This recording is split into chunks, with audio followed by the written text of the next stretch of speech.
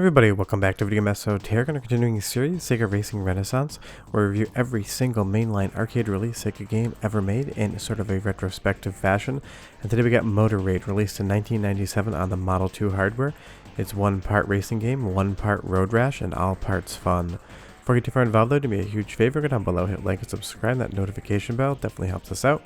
And if you feel so inclined to want to support the channel, we got a Patreon link down below as well. But interestingly enough, the last time I talked about Motor Raid, it was on unported playlists some years back, and that's because it was never released on a home console. Since then, you can play it in Judgment by Sega, so technically it's a game that's come off unported playlist.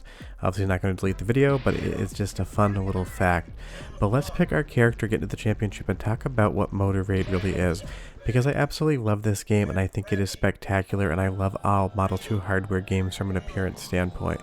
But it is basically futuristic racing with that Road Rash flair. And you'll see right here, you have a weapon at the start of the race. And interestingly, you can both lose that weapon or gain a different weapon. If you get attacked by an enemy, just like in Road Rash, you can lose your weapon or you can pick a new one up. And while combat isn't as much of a factor as it is in Road Rage, it can definitely help you out in a lot of spots.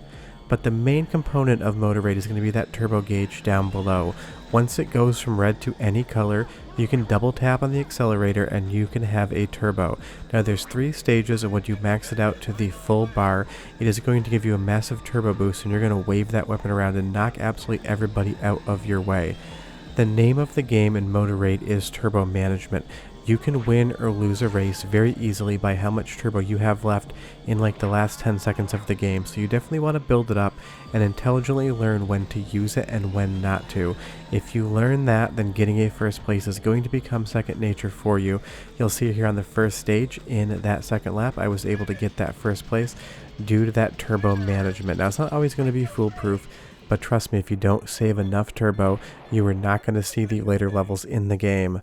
But again, this is just a fun offshoot for Sega as far as racing is concerned. I almost put it in the bonus episode category because of the combat, but honestly, you can still win a race without ever swinging that weapon whatsoever, so I decided it is a full-bred racing game. But I just love the drifting mechanics. It kind of feels a little bit like Outrun 2, except in the future.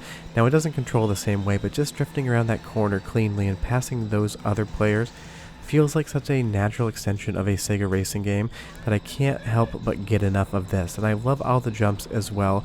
It kind of feels a little bit like San Francisco Rush and that ridiculous big air style jumping, which something like Outrun 2, totally arcadey, you don't really get much air in that game, and I do enjoy that from time to time.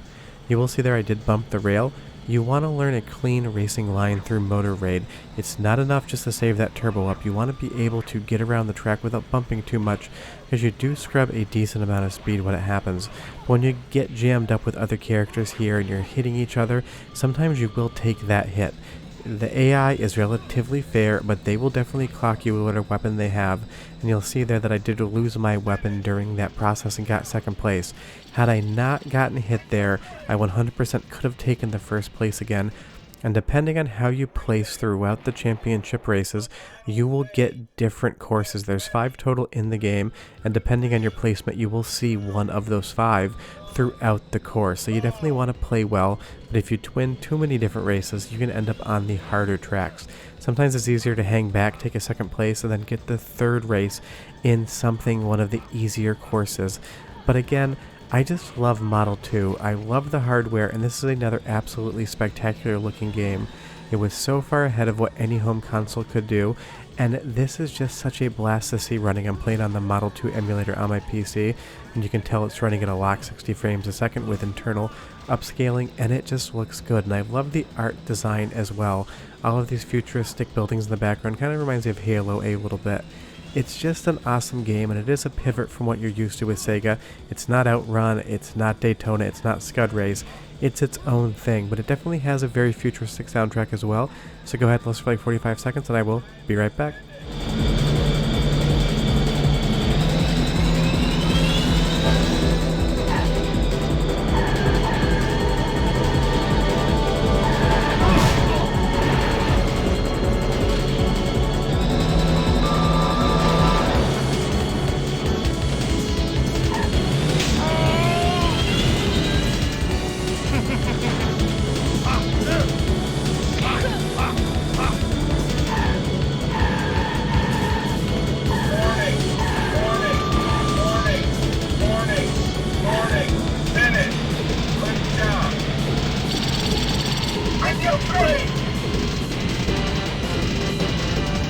Maybe you get tired of me saying how good of a soundtrack Sega makes for arcade racing games throughout this series, but again, it's just another one of those instances where I think the music perfectly fits, and I love this stadium sort of platform that you stand on when you win a race or get third place. In my instance, I was so close to winning and I just had a few bobbles there, but that's the fun part about this.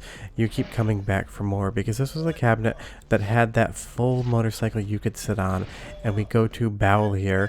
It's called Bowell with the voice acting. It's kind of fun, but another classic Sega mispronunciation. But again, it's just an incredible game, and I love that Sega was experimenting. They had so many traditional racing games back in the day, but they were always pivoting and trying something new. And obviously, if you weren't around back in the 90s, you wouldn't know, but Road Rash was the biggest thing when it came out. Pretty much everybody had a copy of Road Rash, and we all played it, and we all talked about it, and we all played it together. So it's not at all surprising that Sega wanted in on that action. And it is odd they never tried to bring this home to something like the Saturn, because a lot of the other Model 2 racing games did come home to Saturn, like Manx TT Superbike and Daytona USA. But this one is just one. If you want to own a copy of it, buy Judgment. I bought Judgment anyway because I love the entire Yakuza series and the offshoots, but it's fun to be able to say I have a copy of this game on my shelf as well. It was just a time and place. These sort of games were huge, and I remember seeing this in arcades, and I fell in love with it. And it is unfortunate that you don't get the full motorcycle control here. I am playing this with an analog controller. I do have a wheel, but I find Motor Raid plays better with that controller in hand because of that combat. But again, you'll just see me holding that turbo back.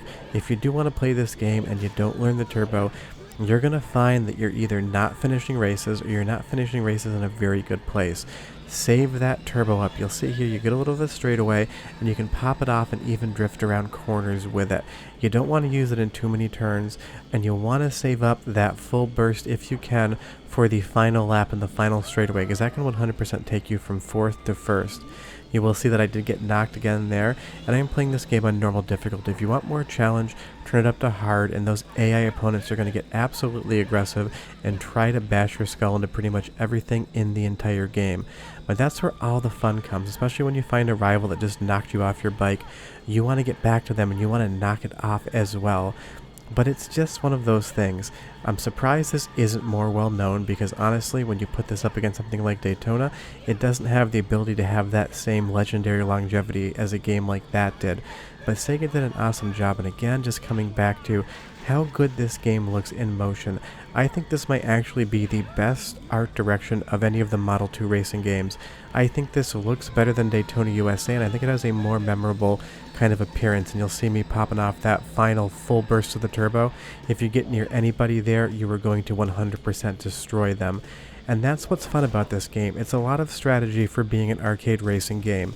You're not just worried about your turns getting around the course, but that turbo management and the actual combat as well. You're constantly thinking, I both need to race and I need to get close enough to my opponent to knock them off their bike, but not too close where I'm going to bump into them and get thrown off the track. It's a real risk versus reward system. And what I'm most curious about is how many people are going to say they remember and played this game versus how many people say this is the first time they've seen it. Because when I did a bonus episode on Emergency Call Ambulance, I expected most people to know the game, and I would say like 75% had never seen it until I talked about it. So leave me a comment down below.